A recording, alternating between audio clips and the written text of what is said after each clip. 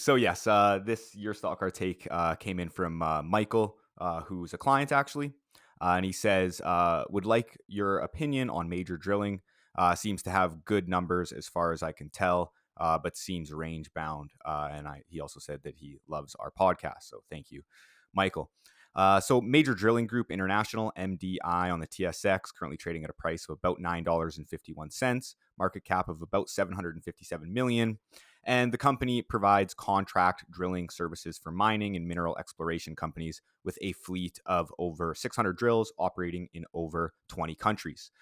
So I did provide up on the screen here the customer and commodity pie graphs shown on the screen, which are from the company's March 2024 investor presentation. And it shows about 80% of drilling revenue comes from seniors and intermediate companies, and 62% of drilling revenue is split evenly between gold and copper. So, as Michael mentioned, the stock has been essentially kind of range bound between the $7 to $11 range. So let's just kind of dig into what is keeping the stock range bound. So, of course, first looking at the last quarter, looking at the financials here, it was for Q3 of 2024, which is seasonally the company's weakest quarter. Revenue was down 11% to 132 million year over year. And this was primarily due to U.S. drilling operations decreasing by about 22% due to a seasonal shutdown of certain drill programs earlier than in the previous year, due to budgets being spent quicker as a result of inflationary pressures and a lack of junior and intermediate financing, which has driven a more competitive pricing environment. For South and Central America, revenue increased about 4.6%, with growth in the region supported by busy markets in Chile and Brazil. But this was slightly offset by slowdowns in Argentina due to the elections, and Australasian and African revenue decreased by about 1.3%. Gross profit was also down about 29% to 18.9 million. EBITDA, again, down 44% to 11.4 million, and net loss was a loss of 2.3 million or 3 cents per share, compared to a gain of 6.3 million or 8 cents per share in Q3 of 2023. And one of the primary reasons for the loss was due to a foreign exchange or FX loss of 2.3 million due to the Argentina peso depreciating, again, due to economic reforms implemented by the new Argentinian government. And looking at the balance sheet, it remains quite healthy. Net cash position of 96.4 million, which equates to about $1.18 per share. And the valuations for the price to adjusted EPS figure, I did remove that negative FX of 2.3 million in Q3. So if we're looking here, it actually is about 11.9 times earnings, and it has an EV to EBITDA of 5 times and a price to cash flow multiple of 7.3. So the shares outstanding have stayed quite stable over time, which obviously is positive to see, as management is not diluting shareholders. And in the recent press release in relation to the company's strong balance sheet, management noted that they continue to invest in the rig fleet, with capex of about 21.4 million during Q3 of 2024, which included 6 new drills, while disposing of 3 older, less efficient drills, bringing the total fleet count to 605.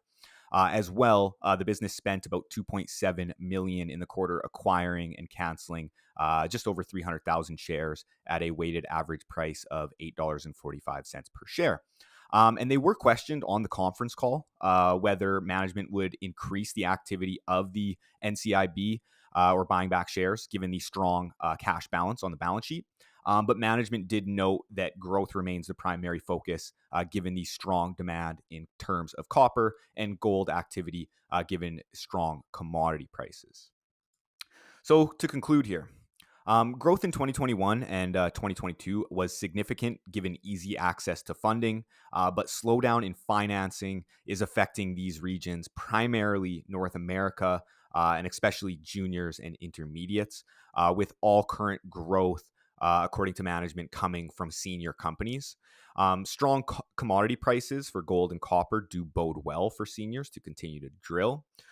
Fundamentally, the business is strong. It remains profitable despite some headwinds to growth. It has a strong balance sheet. They've been buying back shares. they continue to invest in the rig fleet. They have reasonable valuations, I would say. But the big question is, why is it stuck in the range? And I think that generally it has to do with, just the moderation of growth from the strong levels which we saw over 2020 to 2022, when access to funding was very, very easy. So essentially, we saw the stock run up to its current range after experiencing that growth, but has struggled to move higher given some of these headwinds in funding, which are leading to a bit of a slowdown. Overall, though, I think that Major Drilling is a decent company. The balance sheet is robust. And for anyone, who thinks the business will benefit from increased copper and gold prices, and hence, drilling activity in the space, I think that it could be an option. But as clients know, we do have a different driller under coverage, which also possesses attractive fundamentals. And that is my piece on Major. Okay, thank you for that.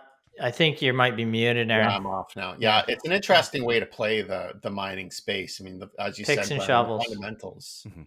are actually quite strong. Yeah. There'll be some volatility there. Although, I mean, one thing I do note is that the company does seem to have spent most of the last 10 years not generating a profit. Although profitability has been fairly strong over the last 5 or so. So yeah, and it's definitely something No. that we're hearing. Just funding has really, like, even despite the strong gold price, for these junior exploration companies and stuff. Like, again, they're beholden to the capital markets. Yeah, it's an interesting time because Mhm. typically when you see gold move higher, funding it loosens up. It's easier for junior mining companies. I don't think there's been a time in the past. Well, gold is at record prices now. It does typically take 6 to 12 months to filter down, and gold has really gone on a run over the past 3 to 6 months. So potentially you start to see some loosening up in some of those junior companies raising more capital, but the junior companies have a terrible track record of creating value over the long term. So perhaps investors, it hasn't been long enough since they lost, and their memories are still in place that they haven't done well in this sector.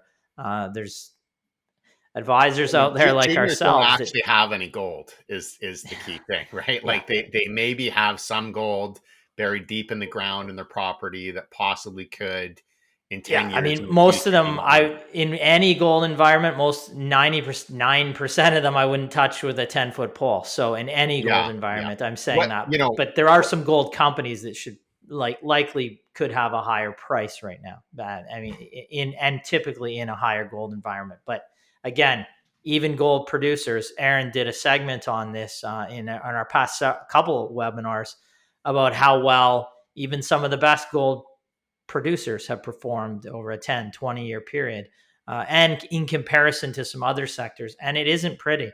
no, So they're not good proxies to the price of no. gold, unfortunately. And if you look at, like, say, gold mining stocks over the last 15 years, um, on average they've lost money. And I don't Yeah. mean on an inflation adjusted basis. I mean on a nominal basis. So you add, inflation to that, and they've lost even more. Now, whereas the gold price has obviously it's come up a fair bit since then. So it's not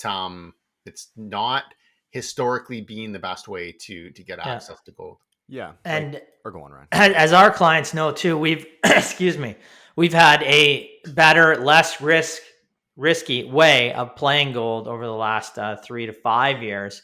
And over the last even just year, that company's up 65%, pays a great dividend. And, it's where the gold sector has not done well, despite the price of gold. But this company is doing well because of their exposure, but also because they just make money consistently for 13 consecutive years. Mm-hmm. It's strange how that makes a difference over the long term, and it does. And we're seeing that. And so, anyway, then our clients have been invested in that for 5 years, and it continues to do well. It's not the least risky company out there, but as part of your 15 to 25 stock portfolio that we hammer home every week on this show to our clients annually, the company makes sense, and you see the outperformance relative to the gold sector and even the price of gold, which has done quite well over the long term. So that's why we're invested in that type of cash flow positive business. Yeah, like I know we've Consistent. used Barrick as like an example. before just, looking at the price of gold compared to Barrick. And I mean, in 1995, a year after I was born, it was trading at around $31. Well, today Barrick's, trading at about $24. And realistically, it hasn't been on a steady climb over, all the decades there. Yeah. Anyways. No, it's a good point.